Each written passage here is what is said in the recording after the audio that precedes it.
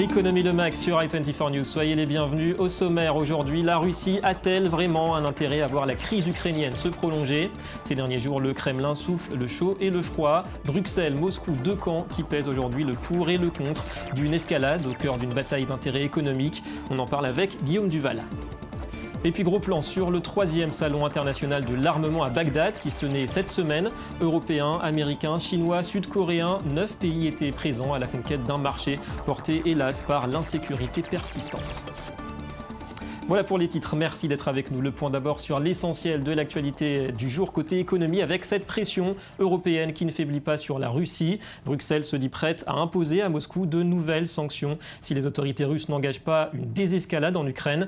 Après le G8, ces nouvelles sanctions concerneraient les visas, les avoirs de certains oligarques, mais aussi les discussions économiques. Pour Laurent Fabius, le chef de la diplomatie française, la décision pourrait être prise jeudi à l'occasion d'un Conseil européen spécial. Et en attendant, la Russie a vendu un montant historique de 11,3 milliards de dollars pour la seule journée de lundi, avec toujours le même objectif, soutenir un rouble vacillant. En Chine, ces chiffres vertigineux, ce sont ceux des dotations pour la plus grande armée du monde. Pékin va porter à 96 milliards d'euros son budget militaire pour 2014. Une nouvelle hausse, plus 12,2% sur un an. De quoi raviver tensions et inquiétudes, notamment du côté du Japon. Beaucoup de différents territoriaux, on le sait ces derniers temps.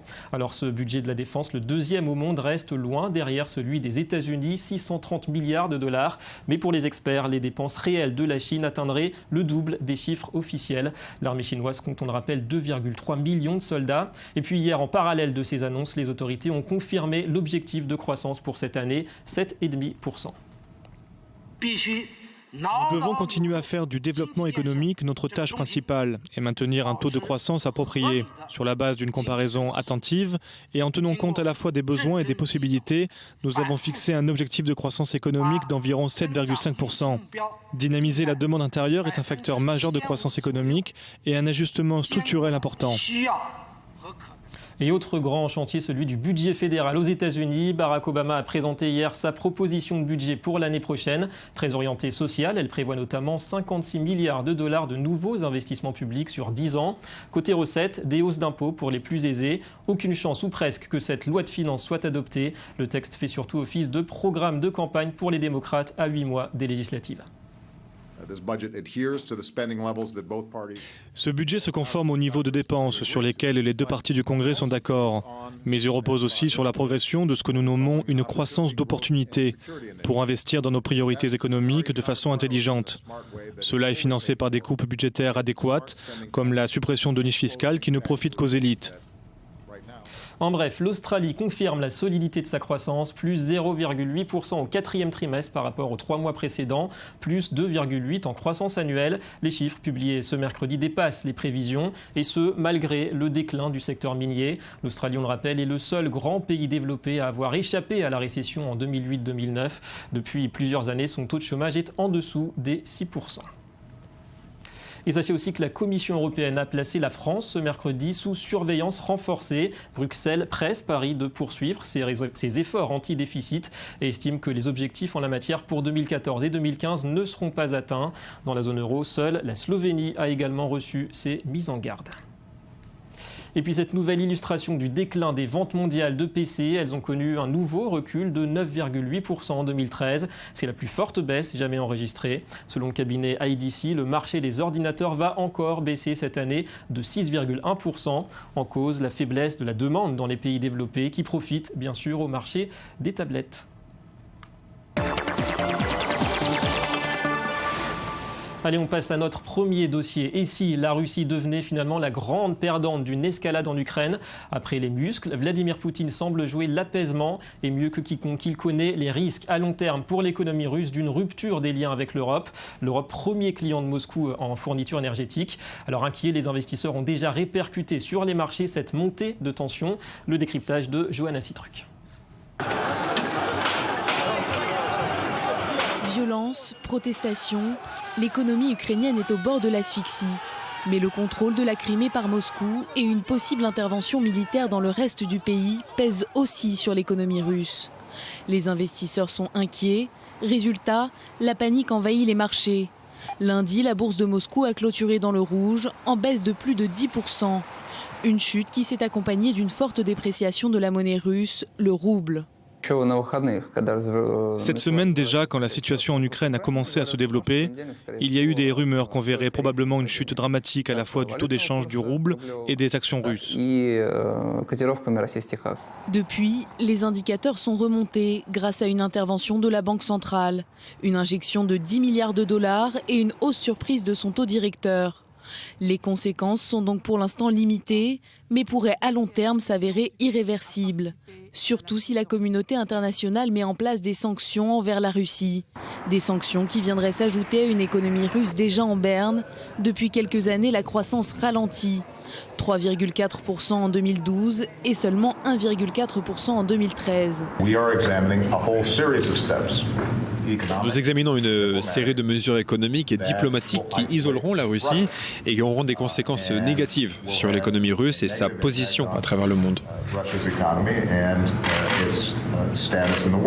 Le risque pour Moscou est donc de voir fondre ses investissements étrangers, mais aussi de compliquer l'obtention de financements extérieurs pour ses entreprises.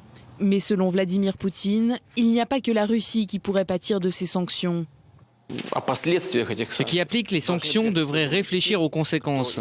Je pense que dans le monde moderne dans lequel on vit, où tout est connecté, où tout le monde dépend de l'autre d'une manière ou d'une autre, il est possible de nuire à quelqu'un.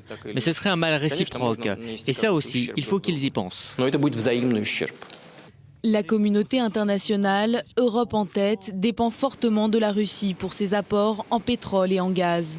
Elle pourrait donc beaucoup perdre en sanctionnant ces secteurs.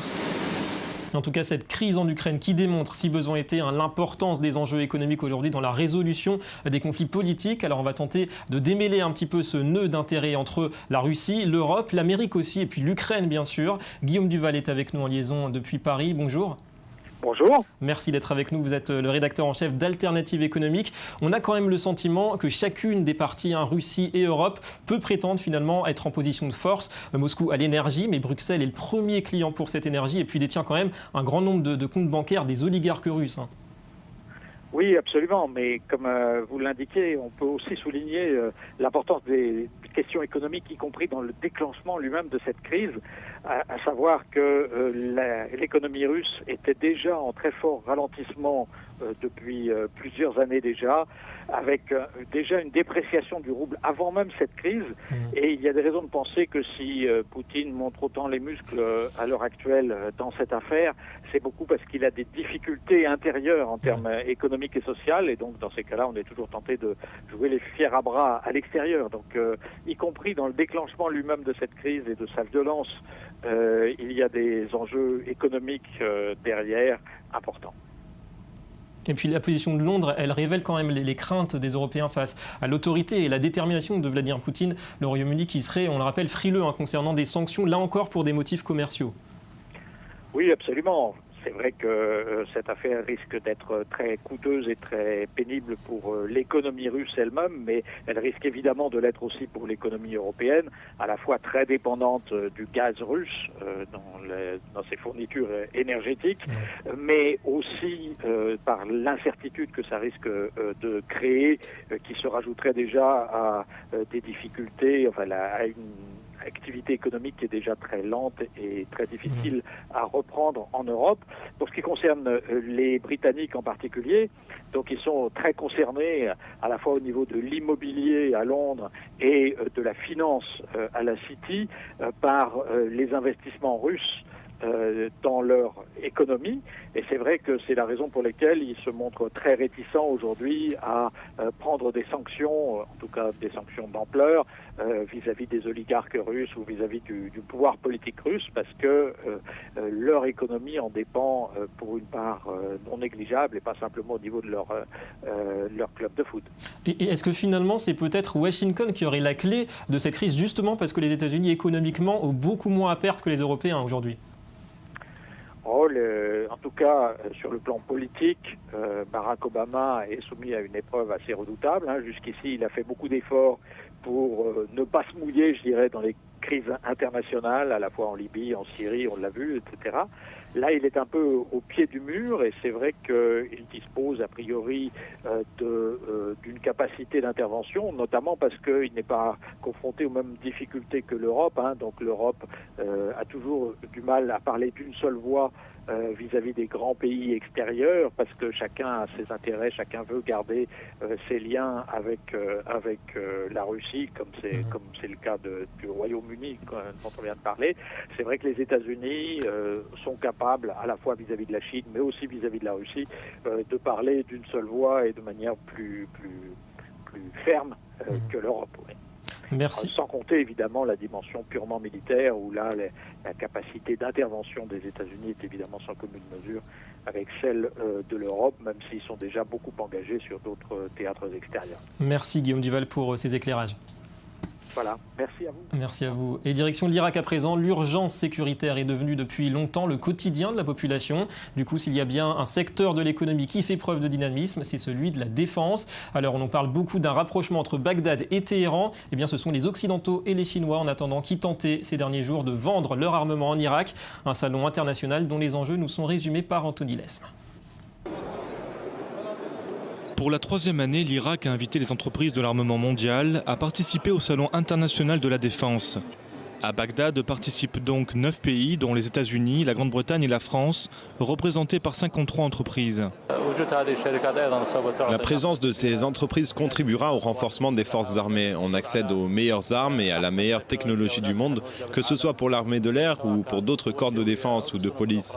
Ce salon est très important pour l'amélioration des capacités irakiennes. Pour le seul mois de février, 700 personnes ont été tuées en Irak. Les insurgés mènent des campagnes de bombardement quasi quotidiennes contre des civils et des cibles gouvernementales. Face à cette menace, l'obligation de défense est incontournable. L'entrepreneur sud-coréen Kai a conclu en 2013 un accord d'1,1 milliard de dollars en Irak pour exporter 24 avions de combat légers, les FA-50. Et le contrat pourrait même atteindre les 2 milliards de dollars. Nous allons livrer à l'armée irakienne des équipements pour tous les avions de type T-50 IQ. Ensuite, nous livrerons des munitions conventionnelles pour les munitions intelligentes de petit et grand calibre, de sorte que l'armée irakienne puisse être autonome. Le salon offre également la possibilité pour de nouvelles entreprises de percer dans le marché irakien, comme la compagnie britannique Avon Rubber, spécialisée dans le matériel de protection chimique et biologique. Nous savons qu'il existe une menace majeure dans l'industrie chimique, nucléaire, biologique en raison de l'instabilité régionale. Nous savons qu'il y a des besoins et que les fonctionnaires qui sont ici veulent le meilleur équipement possible. Si le secteur de la défense est florissant en Irak, l'économie générale souffre toujours de la guerre civile et de la faiblesse des institutions. La crise syrienne pourrait encore plus contaminer un pays divisé et lassé par plus de 10 ans de guerre. Et de l'Irak, on va passer au Vatican pour le Media Watch.